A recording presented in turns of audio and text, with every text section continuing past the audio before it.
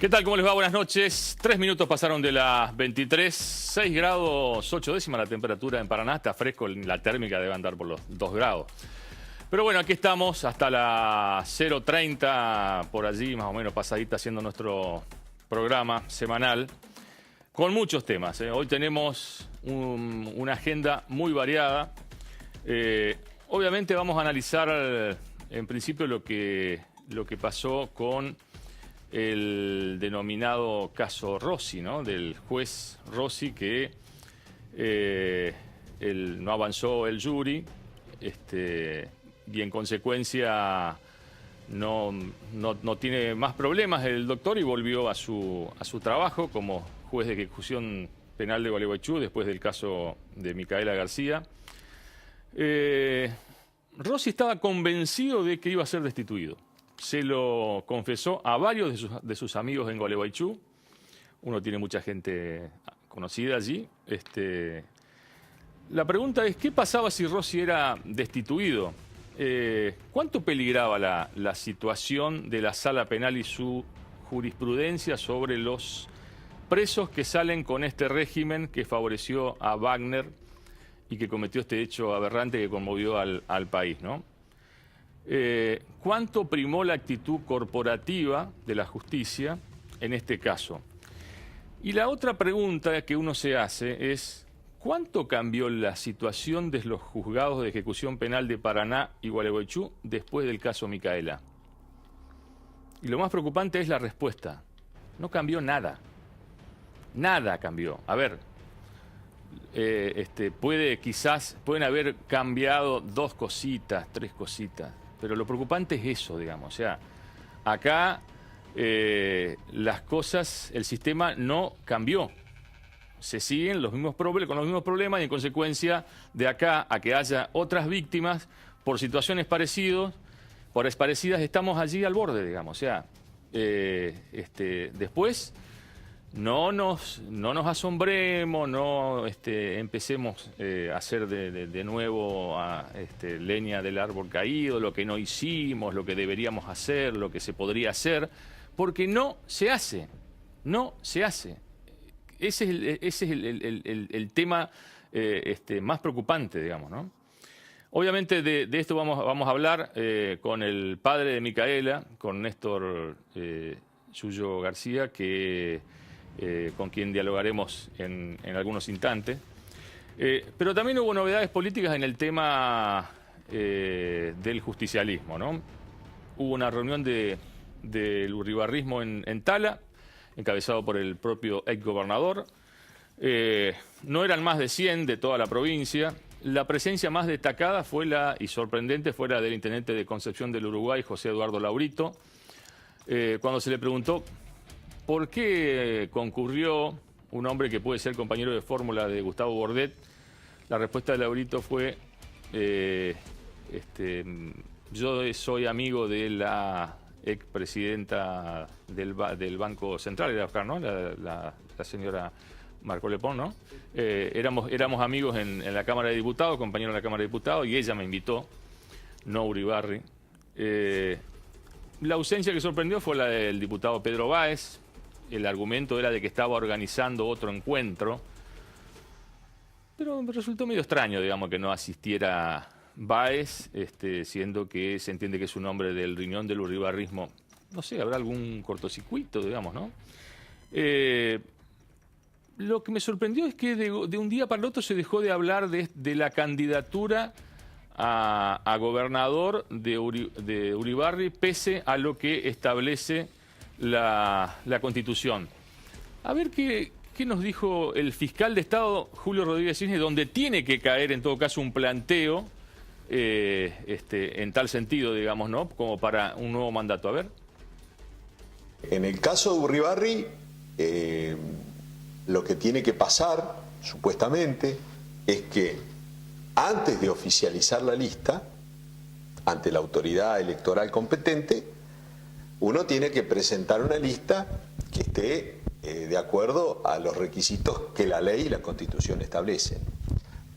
En el marco jurídico vigente, la Constitución impide una reelección, impide que Una tercera. Claro, quien ejerció el cargo de gobernador y de vicegobernador por 2 periodos consecutivos no puede volver a ocupar ese cargo. Esa fue la decisión del convencional constituyente en el año 2008 y quedó expresada en la Constitución, y son las condiciones que se establecieron en el régimen electoral. Y después hubo una cláusula transitoria que estableció que el impedimento para volver a ejercer el cargo de gobernador regía a partir del mandato que se estaba cumpliendo, es decir, del mandato 2007-2011. De manera que, en el caso de Uribarri, 2007-2011 más 2011-2015 completó la posibilidad de ejercer el cargo de gobernador en las condiciones que la Constitución lo establece. Y ahora, por operatividad de esas cláusulas, no podría ejercer ese cargo, no podría ser candidato, ¿verdad? Uh-huh. Para hacerlo debería plantearse una acción de inconstitucionalidad. Esa acción de inconstitucionalidad tendría que obtener sentencia. Esa sentencia tendría que quedar firme. Eso implica un recorrido muy largo, porque la inconstitucionalidad se plantea ante un juez común y luego hay instancias de apelación. Bien, la palabra de Julio Rodríguez Cisne, un hombre cercano a Uribarri, que hoy me parece no está tan cercano. Nos metemos en los títulos. Anto, buenas noches. Buenas noches, Daniel.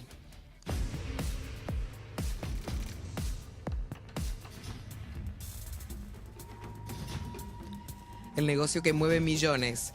Por su ubicación geográfica, la provincia se ha convertido en una de las rutas elegidas para la comercialización de droga. La problemática preocupa al gobierno entrerriano y se trabaja para combatir el flagelo. Hoy repasamos la cantidad de estupefacientes que se incautó desde la implementación de la ley de narcomenudeo.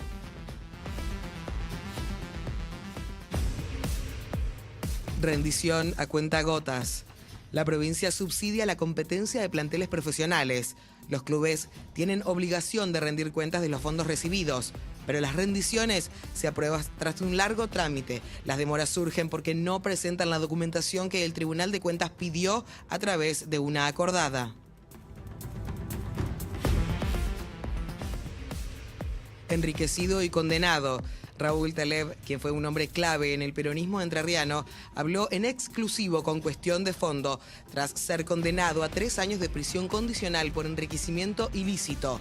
Se refirió a su causa judicial, a la candidatura de Sergio Uribarri y a la actualidad del peronismo. En instantes, el testimonio completo.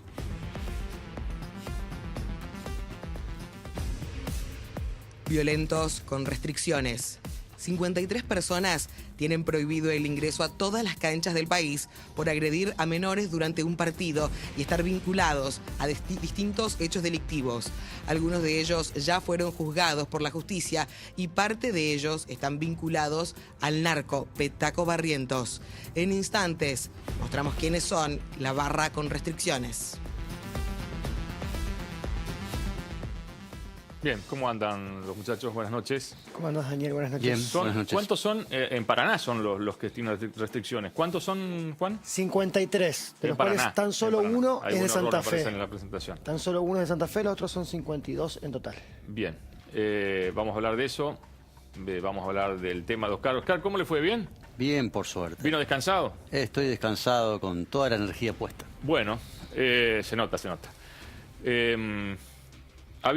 A ver, Anto, si la gente se quiere comunicar con nosotros.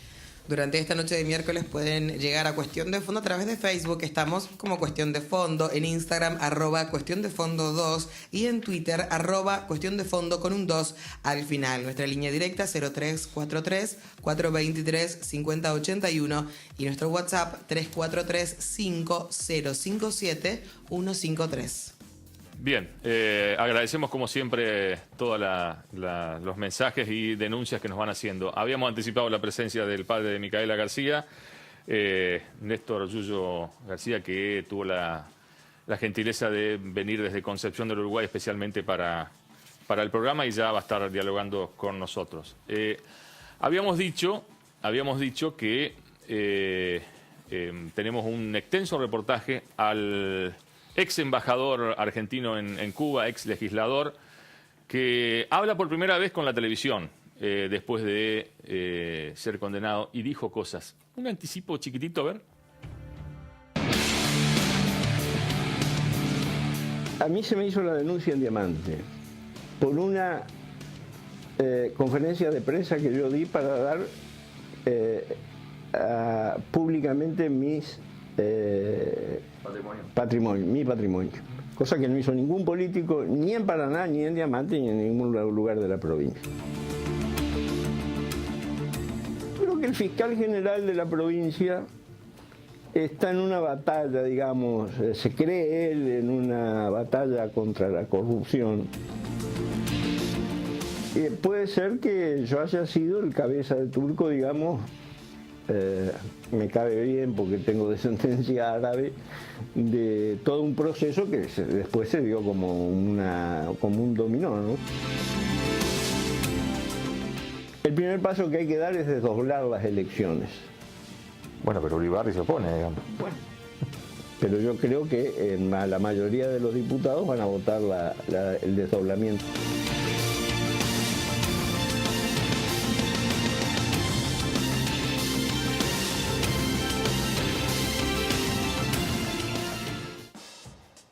Bien, 23:14 minutos en la República Argentina.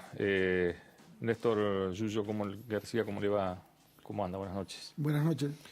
Bien, tranquilo. Me cuenta sus sensaciones 2 días después de conocerse la decisión del jurado de no destituir a Rossi, algo que usted venía reclamando con énfasis, ¿no? Sí, primero sorprendido porque pensé que el lunes no iban a dar el veredicto que dieron. Poquitas horas antes había terminado de declarar el último testigo puesto por la defensa, ese juez de la provincia de Buenos Aires, con lo cual no sé qué tiempo tuvieron para analizar esa declaración, porque poco tiempo después ya había un fallo, que ahora falta la justificación, que entiendo que va a ser el 29 de agosto, la fecha en la que van a justificar el fallo. Primero eso, yo estaba trabajando, tenía un día, el martes, el mismo lunes, un día complicado, comenzaba el segundo cuatrimestre de las clases en la UTN, yo mismo como docente tenía que dar clases ese día, y me enteré por una periodista de Buenos Aires que me escribió un WhatsApp a ver si me podía hacer una nota y me contó la noticia. Y ahí cuando entré a las redes sociales vi que ya estaba bastante difundido por gente con mucha bronca. ¿Qué le pasó por el cuerpo al enterarse del resultado? Por el cuerpo y por la cabeza. Sí, era una cosa que pensé que iba a pasar, digamos. Yo tenía mucha esperanza en el juicio este. ¿No tenía? Tenía el martes antes de entrar a la sala, el martes la semana pasada, antes de entrar a la sala, cuando inició el proceso, cuando salí tenía muchísimo menos esperanza, si bien uno... ¿Por qué? Y fundamentalmente por la posición que tomó el procurador Jorge García de no acusar, y lo dijo expresamente. Entonces, uno que lamentablemente tuvo que interiorizarse en este tiempo por lo que nos pasó, de cómo son las cuestiones legales básicas, la función del Ministerio Público Fiscal, representado por él como autoridad máxima, es la de acusar. Eso es lo que marca cualquier texto legal, y arbitrariamente no tomó esa postura. En realidad yo entiendo que él debería haberse excusado de estar ahí, y lo voy a explicar por qué. A ver. Porque en la sentencia que el juez Rossi da la libertad condicional a Wagner, no hubo ninguna apelación del fiscal, y él como procurador no instruyó al fiscal para que apelara, por lo cual hubo una aceptación del Ministerio Público Fiscal de esa sentencia, ya que no fue apelada, por lo cual también estaba siendo parte de la decisión de Rossi de dejarlo libre a Wagner, con lo cual debería haberse excusado de ocupar ese lugar y dejárselo a otro fiscal que no intervino directamente en esa cuestión. ¿Cuántas veces habló con el procurador desde el hecho de Micaela hasta acá? ¿O no, nunca habló? No, nunca hablé. Pese a que es un hombre de Concepción, digamos, como usted. Es un hombre de Concepción. Cuando Mauro Uribarri era ministro de Gobierno y Justicia, me dijo que sería bueno que hable con él, que me iba a hacer el contacto y nunca se dio el contacto. Uno lamentablemente empieza a aprender de algunas cosas y digamos, por mi función de decano de la UTN, me suelo cruzar con muchos políticos en un montón de eventos y yo sé muy bien quiénes me quieren venir a saludar y quiénes me esquivan para no cruzarse, digamos. Eso pasa, lamentablemente pasa. Y si me esquivan, alguna razón para esquivarme tienen. Y muchas de esas razones yo las sé, digamos. ¿Sí? Sí. Entonces cuando ¿Seguro que la sabe? Creo que sí. He visto WhatsApp de personas que hoy representan en alguna cámara a todos los ciudadanos. Por ejemplo... ¿Y cuánto le duele todo eso, yo? Y duele porque la función que tienen, que deberían tener, es otra. Un diputado representa al pueblo, un senador representa a los estados, a los departamentos, tiene una función más política, pero los diputados representan directamente al pueblo y no a sus propios intereses ni a sus privilegios tan mezquinos. Yo alguna vez le pregunté si se tomaría unos minutos para hablar con Rossi, y usted me dijo después que termine el jury. ¿Espera, digamos, siendo de que él sigue en el cargo, espera de que en algún momento el juez lo llame para decirle algo? Te falla un poco la memoria. A ver, lo que yo te dije fue que si él renunciaba yo estaba dispuesto a hablar. Sí, es verdad, es verdad. Eso fue lo que yo dije. Yo hoy no, tampoco creo que renuncie por más presión social y mediática que haya, porque yo lo escuché, estuve sentado ahí en la sala las 2 horas que habló, en ningún momento manifestó un poquito de arrepentimiento, de autocrítica por la decisión que había tomado, y creo que eso nos hace muy mal a todos, digamos. Todos nos equivocamos, porque nosotros en ningún momento lo acusamos como que era el asesino de Micaela, directa o indirectamente. Siempre hablamos de que había tomado una decisión equivocada, y esa decisión equivocada que tomó hizo que Wagner se encontrara a la madrugada del 1 de abril con mi hija. Uh-huh. ¿Qué le dijo su mujer cuando se conoció o cuando supo de esta decisión del tribunal? Viste que tenía razón, porque ella nunca creyó que le iban a sacar a Rossi. Y fue lo que me dijo. Tenía razón. Ella nunca tuvo esperanza, digamos. Hay muchas cosas que a nosotros nos pasaron y por ahí la persona que te las dice cree que uno no piensa y no analiza y no se da cuenta, digamos, pero ella la premiaron como mujer destacada del departamento de Colón, porque nosotros vivimos en Colón. Sí. Hizo la presentación Miriam Lambert. Previo a eso hubo una reunión de de las legisladoras mujeres de la provincia, donde despacito le iban tirando algunos mensajes.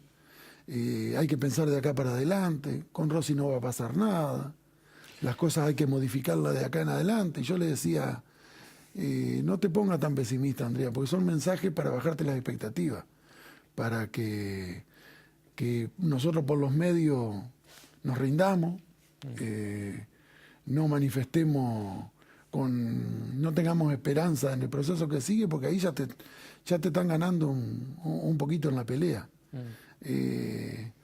Y por ahí ellos creen que nosotros no nos damos cuenta de esas cosas. Yo recuerdo, Yuyo, que creo que en el primer reportaje que le hice por radio, usted me dijo, cuando yo le pregunté quiénes de la justicia lo habían llamado, ¿no? Después de, no sé, el día siguiente o los pocos días de conocido el hecho, y usted me dijo la presidenta del Superior Tribunal, la doctora Claudia Misahuac, y me dijo, incluso ella se largó a llorar cuando me llamó. ¿Alguien de la justicia lo llamó después de conocido esta decisión del jurado de enjuiciamiento? No me llamó nadie de la justicia. Telefónicamente me llamó la ministra de Gobierno Rosario Romero y el presidente Macri ayer. Lo llamó el presidente. 15 minutos estuvimos hablando por teléfono. ¿Y cómo sigue su lucha? O sea, uno sabe de esa tarea que están haciendo con la fundación, digamos, ¿no? Sí. Pero... No, y déjame aclarar algo más, sí. digamos. Estuvimos conversando por WhatsApp con Bordé, porque yo le agradecí la posición que tuvo antes del inicio. Ante el propio Superior Tribunal. Porque podría haber tomado una actitud más neutral y no lo hizo. Entonces, esas cosas hay que agradecerlas y también la postura que tomó el presidente en este caso, aunque uno no comparta con el presidente el modelo de país que quiere tener, digamos, pero yo no escuché ningún otro político de los de peso de la provincia hablar sobre... Tampoco lo llamó nadie del poder político, fuera de los que ya mencionó, Rosario Romero y Bordet. ¿Nadie lo llamó del poder político? No, nadie me llamó del poder político. No pretendo que me llamen, pretendo que hagan, que resuelvan. Que hagan y que tomen postura respecto de la actitud del procurador. ¿Qué piensan, digamos? Estamos en un periodo eleccionario, yo creo que la sociedad necesita saber qué piensa un Uribarri, qué piensa un Laurito, qué piensa el propio Bordé, qué piensa Edgardo Cuader sobre la actitud del procurador, porque no se han manifestado. ¿Qué piensa las personas, Atilio Benedetti, las personas de Cambiemos respecto de esto? Porque es fácil quedarse y tomar una postura neutral en estas cosas. Yo creo que la sociedad necesita saber cómo piensa para tener la libertad de elegir. Y creo que este es un hecho que no sé si se le da la importancia que tiene. Yo tenía mucha esperanza de que Rossi sea apartado porque era un punto de partida interesante para que la sociedad empiece a reconciliarse con la justicia, empiece a creer en la justicia, empiece a creer en sus gobernantes, y ese paso hacia adelante que no se dio terminó dándose 5 pasos hacia atrás, porque ahora remontar esto es muy complicado, y para construir una provincia mejor, un país mejor, esto se logra exclusivamente, independientemente de la ideología política, con generación de confianza, con que la ciudad, los ciudadanos, la sociedad crea en sus representantes, crea que estamos viviendo en un Estado de Derecho que busca justicia y no mantener sus propios privilegios y sus situaciones de poder. Mientras nosotros no entendamos esas cosas, creo que estamos condenados a vivir con falta de optimismo, con pocas esperanzas de que la realidad se cambie. Digamos. ¿Cuánto pensó en Micaela en estos 3 días? Micaela pienso. A cada rato. Yuyo, gracias. Yo, digamos, creo que te lo dije cuando fui a Gualeguaychú, cada vez que... Cada decisión que tomo es inevitable que piense, decisión que tomo en la facultad, decisiones que tomo en la vida, e inevitablemente no me queda otra que pensar en qué pensaría Micaela de la decisión que estoy tomando, porque con su corta edad era muy sabia, digamos, mensajes como que lo escribí en el Facebook el lunes, que tenía un día con un montón de compromisos ya asumidos y sin mirar el celular se me fue la batería en la cantidad de llamadas que me hacía el periodismo. Lo escribí en el Facebook. Una de las cosas que Micaela repetía, pero muchísimas veces, era: si cada uno de nosotros hacemos con pasión y compromiso las cosas simples que tenemos que hacer todos los días, tendríamos una sociedad mucho mejor que la que tenemos. Así es. Y eso, no hay otra. Y eso es una cosa que cada cosa que hago pienso en esa frase. Y creo que es el camino que, si lo tomáramos mucho, y sobre todo los que tenemos algún tipo de responsabilidad, que con nuestras decisiones afectamos en mayor medida a la gente, como yo en mis decisiones afecto a los alumnos que estudian en mi facultad, podemos llegar a tener un país mejor. Aunque nos equivoquemos, pero creyendo que tomamos las mejores decisiones, es un camino que me gustaría que alguna vez encaremos definitivamente. Yuyo, gracias. Gracias por la presencia. Muchas gracias. La mujer que aparece en imagen es Griselda Bordeira, actual funcionaria, porque sigue como funcionaria del municipio, pero está en la cárcel. Y hoy declaró o hizo una ampliación de indagatoria ante el juez federal Leandro Ríos. Y ya vamos a contar más adelante lo que dijo.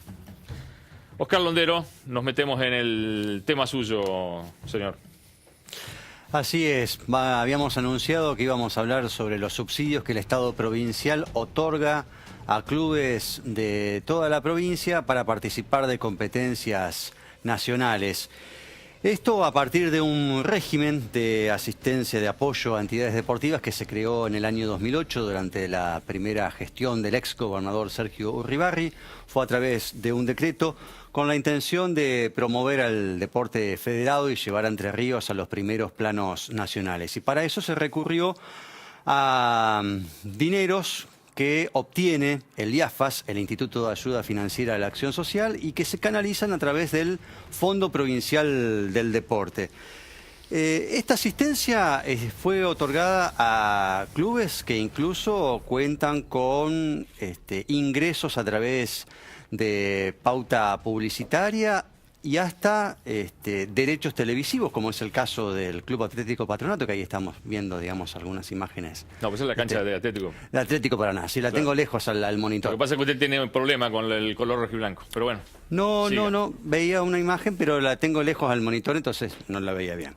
Bueno, decía, el caso de Patronato, también Atlético Paraná ha recibido por su participación en el Nacional B y ahora en el Federal.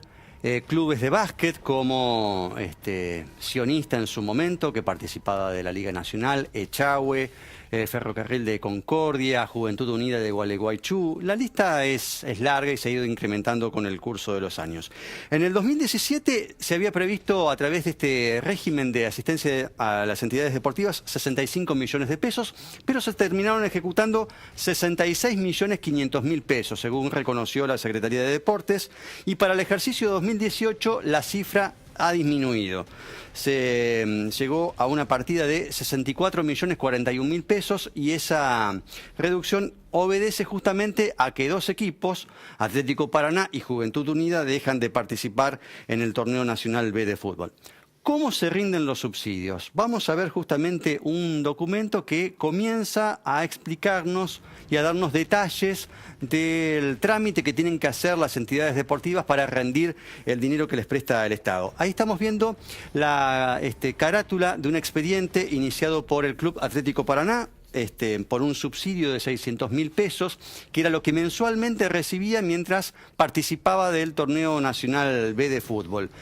Esa partida de 600.000 pesos fue otorgada a través de la resolución 76 de la Secretaría de Deportes, que sirvió también para otorgarle 1.200.000 pesos mensuales a Patronato, otros 600.000 pesos a Juventud Unida de Gualeguaychú y 300.000 pesos a Gimnasia y Esgrima de Concepción del Uruguay y a Club Social y Deportivo de Defensores de Pronunciamiento, que estaban participando del Federal A.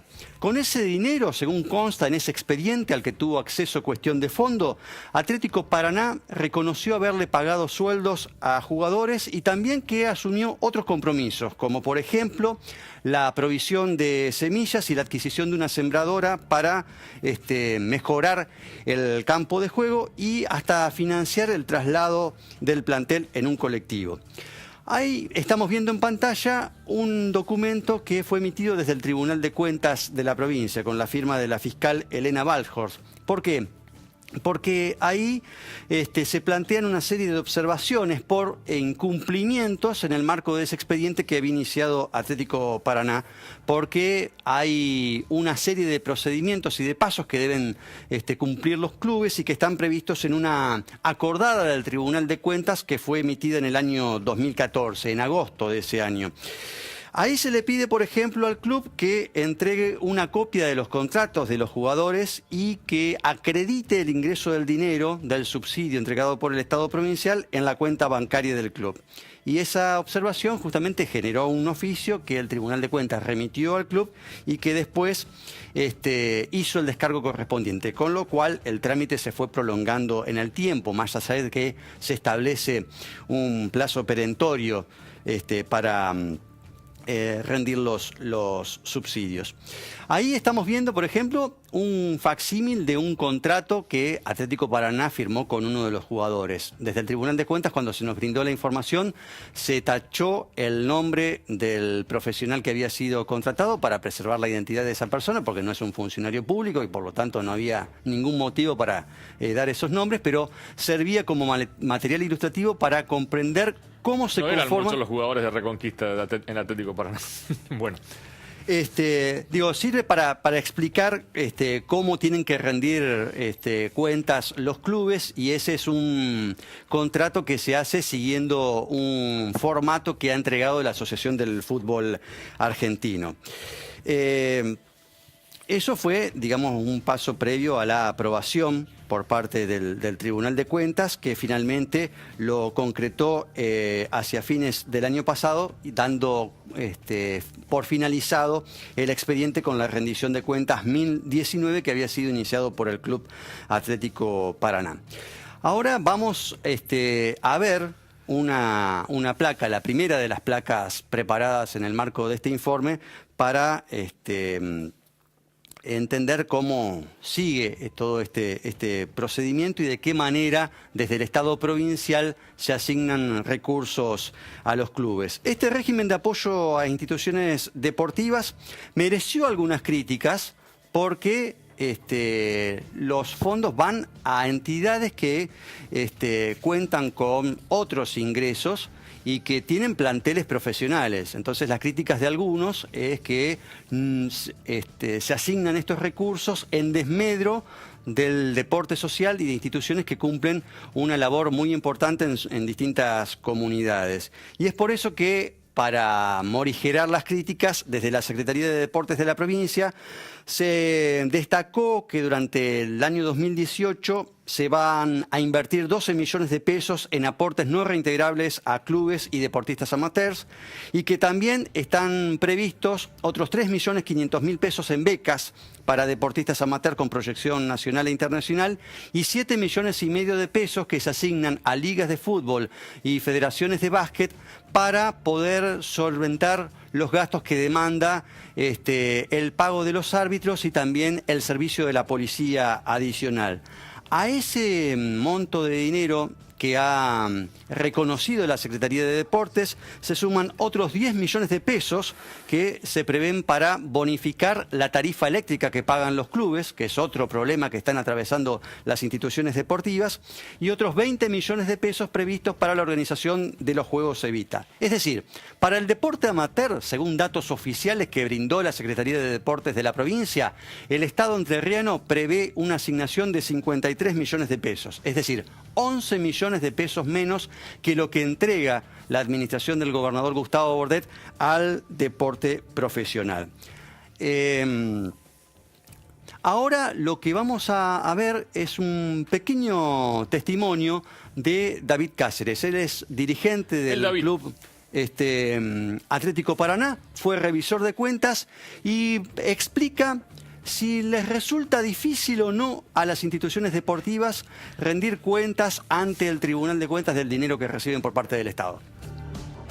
No, la verdad que no es difícil rendir, es más un mecanismo que a lo mejor al principio sí, hasta que uno va entendiendo la mecánica con la que se hace, luego de que uno empieza a rendir y entiende cómo se hace en el club, la secretaria del club con el contador lo hacen rutinariamente porque es algo que se rinde mes a mes. El problema está en que el Tribunal de Cuentas, entendiendo de que esta hermosa ley del deporte que tenemos los entrerrianos hace que todas las instituciones que se ven beneficiadas tengan que rendir mensualmente esto, y la sobrepoblación de expedientes hace que no sea un organismo muy expeditivo. Y por ahí a lo que nosotros nos lleva a ir a presentar un expediente y seguir ese expediente hasta que nos tenemos la devolución con todas las cuestiones aprobadas, y así ir expediente a expediente y se van dilatando los tiempos. Pero no es complicado, no es difícil, pero creo que tenemos hoy ese déficit de que no es algo muy expeditivo, y también donde hay observaciones hay que hacer las devoluciones de las observaciones, pero no es un trámite muy engorroso al fin de cuentas. Nosotros hemos cambiado directores técnicos en nuestro equipo profesional y cuando presentamos la lista de buena fe había un técnico, y cuando lo cambiamos rendíamos el contrato de otro técnico, y el Tribunal de Cuentas nos preguntaban, por ejemplo, quién es esta X persona. Ahí donde nosotros teníamos que hacer la devolución de que se hizo el cambio de un cuerpo técnico y se fue esta gente y llegó esta gente.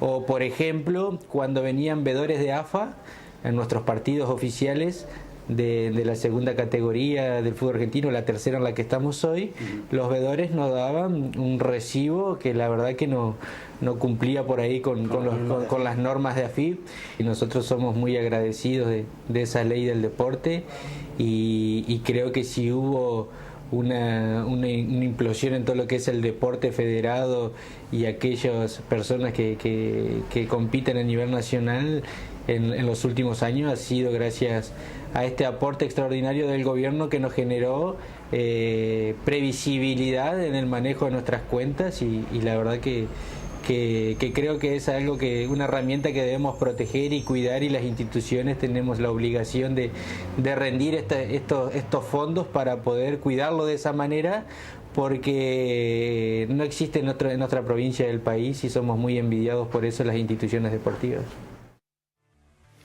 El testimonio de David Cáceres, ex revisor de cuentas del Club Atlético Paraná, explicando el tema de la asignación de los subsidios y la rendición ante el Tribunal de Cuentas. Pero También tenemos que hacer mención al caso del Club Atlético Patronato, que es la institución que más dinero recibe por parte del Estado provincial, 1.200.000 pesos por mes. Y fue bastante difícil conseguir la información en el Tribunal de Cuentas. Hay mucha, me parece, mucha gente de Patronato en el Tribunal de Cuentas. Sí, hasta incluso hay dirigentes que son empleados del Tribunal de Cuentas. Claro. Fueron varias semanas de gestiones personales, llamadas telefónicas, incluso hasta la presentación de una nota, hasta que el día previo al inicio de la feria de invierno se nos permitió acceder a una serie de expedientes de los cuales pudimos extraer justamente esta imagen. Decíamos, este subsidio, esta rendición corresponde a un fondo que le entregó el Estado provincial en el año 2017, todavía no fue aprobada, y se nos permitió también revisar otros 15 expedientes que están en proceso de evaluación. Patronato, insisto, es el club que más dinero recibe en el marco de este régimen de asistencia a entidades deportivas. Mucha plata depositada en el banco. Sí, porque no les va mal, digamos. Tienen una administración austera y saben manejarse con los recursos que reciben, y ahora la televisión, con la incursión de la Superliga, le deja a Patronato un margen financiero como para poder manejarse tranquilamente en el marco del máximo campeonato del fútbol argentino.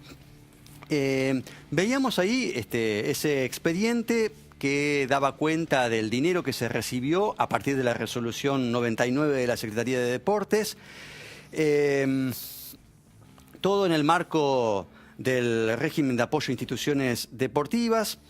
Ese dinero, que es una parte de una cuota de ese 1.200.000 pesos que recibe Patronato, fue destinado para el pago de sueldos. Imágenes de Atlético Paraná. Ahí está no, Patronato. Porque esa resolución incluye a varios clubes que reciben dinero, entre ellos está Patronato, ahí se destaca lo que ha recibido el club de Calle Grela.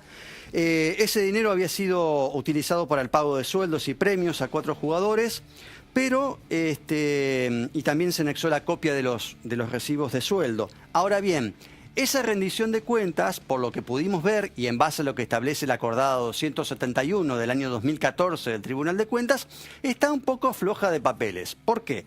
Porque están faltando, entre otras cosas, la lista de buena fe, es decir, el plantel con el que cuenta el club.